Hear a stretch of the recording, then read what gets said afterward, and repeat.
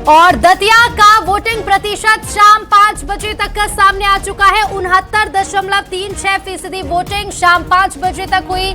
Bumper voting लगातार दतिया में जारी है। शाम 6 बजे तक वोट डालने का समय है और 5 बजे तक का वोटिंग प्रतिशत भी सामने आ चुका है। शाम के 6 बजे तक वोट डाले जाएंगे।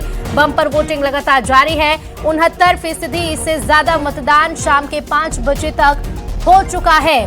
6 बजे तक वोट डाले जाएंगे। रिकॉर्ड तोड़ वोट अगर इस बार होते हैं तो किसे फायदा मिलेगा? पिछली बार 80% से ज्यादा वोटिंग हुई थी, जिसका फायदा विपक्ष को मिला था।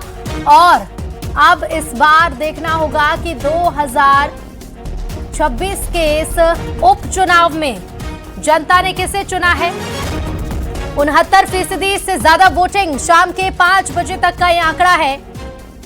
इसके बाद 6 बजे तक क्योंकि वोटिंग जारी रहेगी और फिर फाइनल वोट प्रतिशत फायदा किसे पहुंचाएगा, ये 3 अगस्त को सामने आएगा रिजल्ट में। बम्पर वोटिंग लगातार जारी है। मतदान केंद्रों पर लोगों की लाइन देखने को मिल रही है। प्रत्याशियों ने भी अपने मताधिकार का उपयोग कर दिया है। शाम के 6 बजे तक डाले जाएंगे वोट और इसी बीच बम्पर वोटिंग लगातार जारी है। सुरक्षा के कड़े इंतजाम। अब तक का वोटिंग प्रतिशत क्या रहा है, ये भी आप टीवी स्क्रीन पर देख सकते हैं। 2013, 18, 23 और 2026 का ये उपचुनाव अब तक का जो वोटिंग प्रतिशत है वो है 69.36%। इसके पहले 2023 में दतिया में सबसे ज्यादा मतदान हुआ था, 80% से ज्यादा मतदान। 2018 में 77% के आसपास वोटिंग हुई। 2013 में 75% से ज्यादा वोट डाले गए। 2026 का ये आंकड़ा कहां तक पहुंचेगा, इस पर सबकी नजरें, क्योंकि 69% से ज्यादा वोटिंग तो अब तक हो चुकी है। ये शाम के 5 बजे तक के आंकड़े हैं।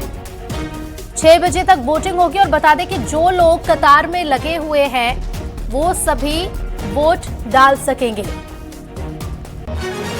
बम्पर वोटिंग लगातार जारी है और शाम 5 बजे तक के जो वोटिंग प्रतिशत है वो सामने आ चुके हैं। तो अभी तक कितना वोट हो चुका है यहाँ पर साल 2023 से उसके पहले के भी सालों की बात कर लें, वो भी आपको बताते हैं, क्योंकि 2026 में उपचुनाव है। लेकिन इसके पहले जब 2023 में विधानसभा के चुनाव मध्य प्रदेश में हुए तो 80% से ज्यादा यहाँ पर मतदान हुआ था। फिलहाल देखिए 69.36% मतदान हो चुका है। ये शाम के 5 बजे तक के आंकड़े हैं और 6 बजे तक मतदान होना है। ऐसे में वोटिंग प्रतिशत कहां तक पहुंचेगा, इस पर सबकी नजरें, क्योंकि शाम 6 बजे यानी कि आधे घंटे का वक्त अभी और बचा है और उसके बाद वोटिंग प्रतिशत पूरी तरह से स्पष्ट हो जाएगा। हालांकि बढ़े हुए वोटिंग प्रतिशत का किसे फायदा मिलने वाला है, क्योंकि प्रत्याशी चयन से लेकर तमाम चर्चाएं यहां पर रही।